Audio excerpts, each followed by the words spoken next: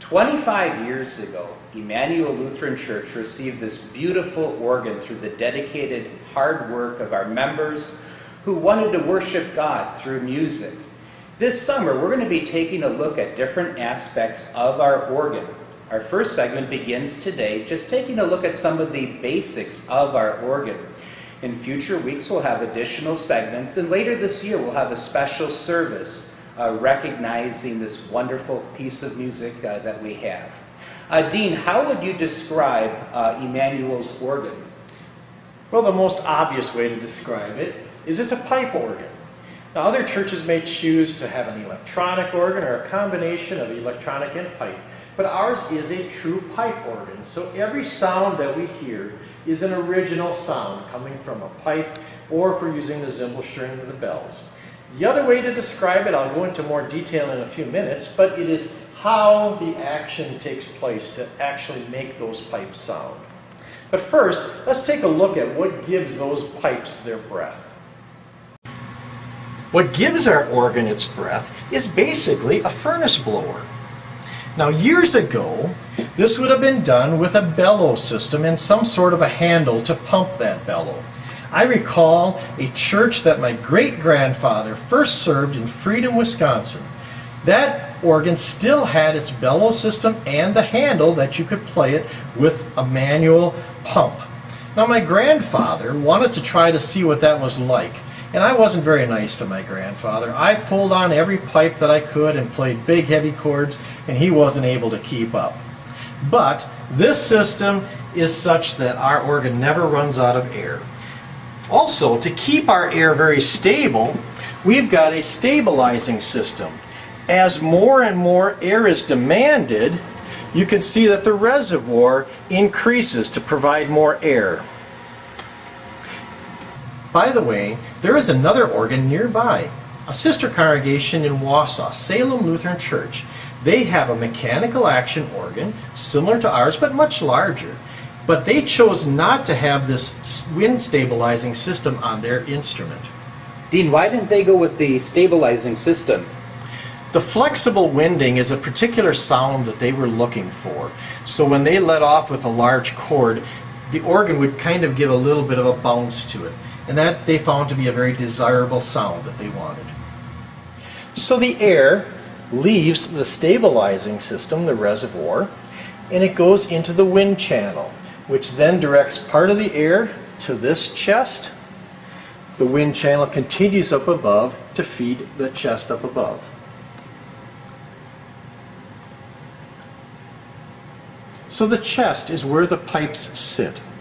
If you'd like to picture the chest as being a crisscross system, air can't get through to the pipes, you don't hear anybody speaking right now, until two things happen. If you look at this little thin board right here, it's called a storyboard. It lines up directly with a series of holes under each pipe. If the organist chooses this set of pipes to play, I just press that in, now those holes line up.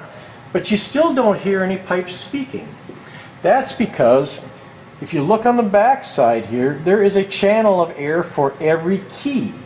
So now when the organist presses a key, now the air will be able to get to that. As I said, the pipes are arranged visually. They are not arranged the order of the keys. So to convey the actual distance between the pipe and the key, we've got something called a roller board, which would convey that action.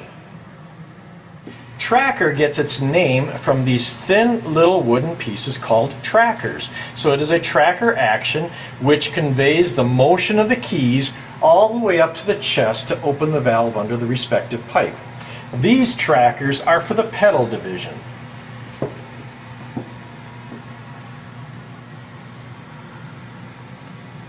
One last thing I would like to talk to you about this morning with our action is the coupler system. When I press this coupler and now play this pedal, you can see that my foot is actually playing this lower keyboard. And you again can see the action moving with the trackers. When I do that with the second coupler, and again play the same pedal. Now my foot is playing the upper keyboard. The third coupler has nothing to do with the pedals. However, when I play the lower keyboard, I'm also at the same time playing the upper keyboard. These couplers give the organist another tool in playing this instrument and adding variety to the worship service. So as I said, this is a pipe organ and it is a tracker action organ.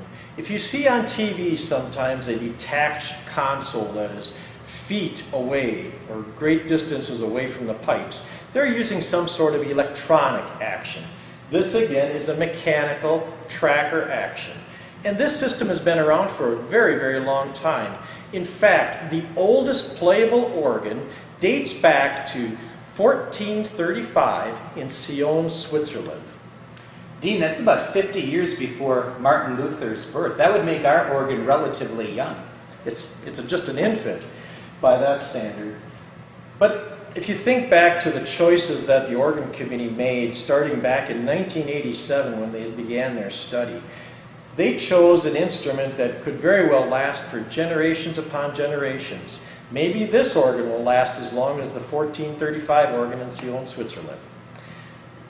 Well, we've got 3 more segments of this that we're going to be talking about, but today I've got to put this thing back together and you folks got to get ready for the rest of our worship service. Thank you.